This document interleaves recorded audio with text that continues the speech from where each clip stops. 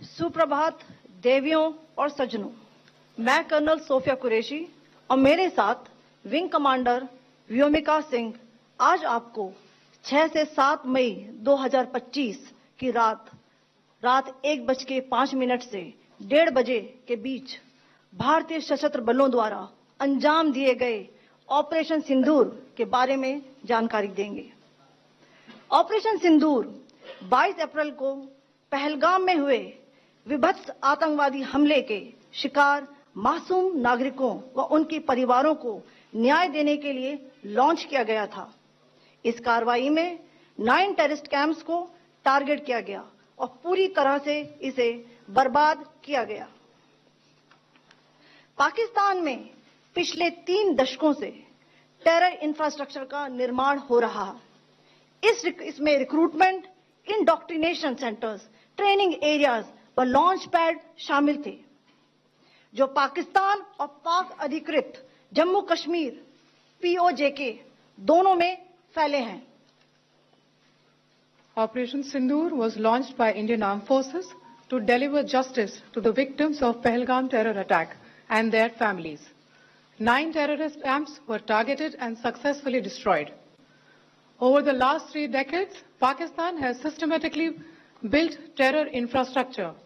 It is a complex web of recruitment and indoctrination centers, training areas for initial and refresher courses, and launch pads for handlers.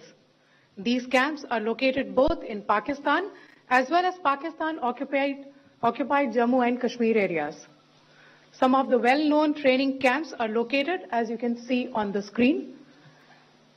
They are distributed from Savai Nala in the north, counting to approximately 21, ending at Bhagalpur to the south. इन लक्ष्यों का चयन विश्वसनीय intelligence सूचनाओं के आधार पर हुआ ताकि आतंक गतिविधियों की रीढ़ तोड़ी जा सके और यह खास ध्यान दिया गया कि निर्दोष नागरिकों और सिविलियन इंस्टॉलेशन को नुकसान न पहुंचे। The selection of these targets for Operation Sindoor was based on credible intelligence inputs and role of these facilities in perpetrating the terror activities. The locations were so selected to avoid damage to civilian infrastructures and loss of any civilian lives. This was done with due diligence, and the camps selected for targeting and their engagement will now be shown to you one by one. POJK के target मैं आपको बताना चाहूंगी। सबसे पहले सवाई नाला camp Muzaffarabad, जो कि POJK के लाइन ऑफ कंट्रोल से 30 किलोमीटर दूर है। यह एक लश्कर तौयबा का ट्रेनिंग सेंटर था। 20 अक्टूबर 2024 सोनमर्ग, 24 अक्टूबर 24 गुलमर्ग, 22 अप्रैल 2025 पहलगाम, इन हमलों के आतंकियों ने यहीं से प्रशिक्षण लिया था। सैयदना बिलाल कैंप मुजफ्फराबाद, यह एक जैश-ए मोहम्मद का स्टेजिंग एरिया है। यह हथियार, विस्फोटक और जंगल सर्वाइवल ट्रेनिंग का केंद्र भी था। गुलपुर कैंप कोटली, यह LOC से 30 किलोमीटर दूर था। लश्कर तौयबा का बेस था, जो रजौरी, पुंछ में सक्रिय था। 20 अप्रैल 2023 को पुंछ में और 9 जून 2024 को तीर्थ यात्रियों के बस हमले में यहीं से आतंकी को ट्रेन किया गया था।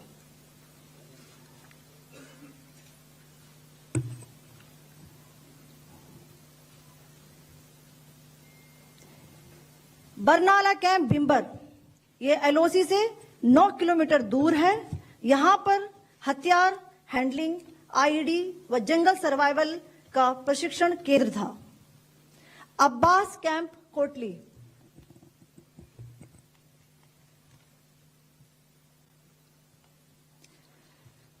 यह LOC से 13 किलोमीटर दूर है।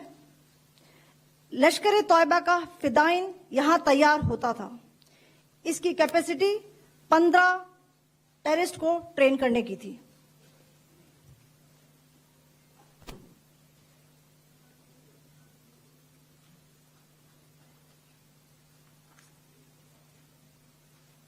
सियालकोट। यह अंतर्राष्ट्रीय सीमा से 6 किलोमीटर की दूरी पर है, सांबा कठुआ के सामने।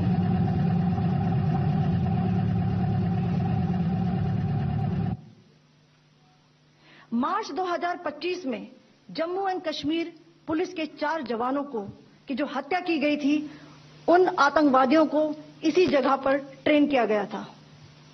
दूसरा, महमूना जाया कैंप सियालकोट।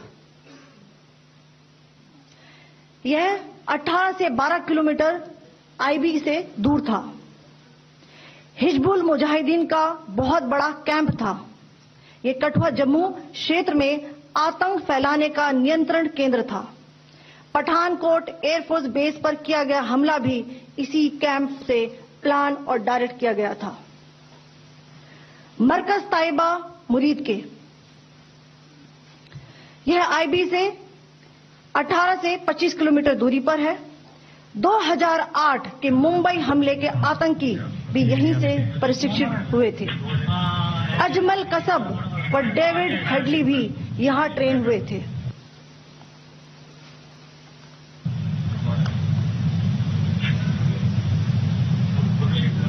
आगे दूसरा है।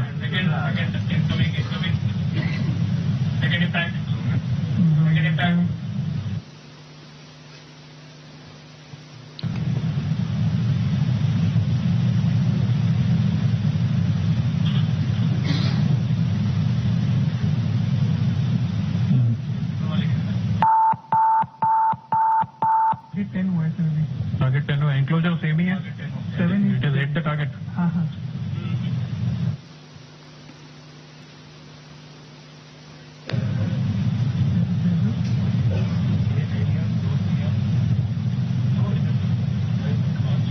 आ गया सर।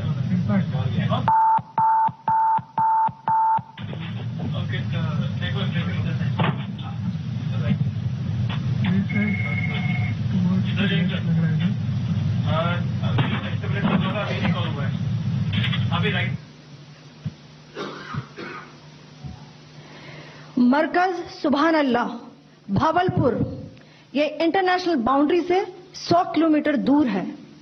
जैश ए मोहम्मद का मुख्यालय था। यहां पर रिक्रूटमेंट, ट्रेनिंग व इंडॉक्ट्रिनेशन का केंद्र भी था। शीर्ष आतंकी अक्सर यहां आते थे। मैं आप सबको बताना चाहती हूं कि किसी भी सैन्य ठिकाने का निशाना नहीं बनाया गया और अभी तक किसी तरह की नागरिक क्षति की रिपोर्ट नहीं है। धन्यवाद। जय Hind. The strike on the terror camps were undertaken through precision capability, as shown to you. A niche technology weapons with careful selection of warheads was ensured so that there will be no collateral damage. The point of impact in each of the target was a specific building or a group of buildings. All the targets were neutralized with clinical efficiency, and the results reiterate the professionalism of the Indian Armed Forces in the planning and execution of their operations. No military establishments were targeted. India has demonstrated considerable restraint in its response.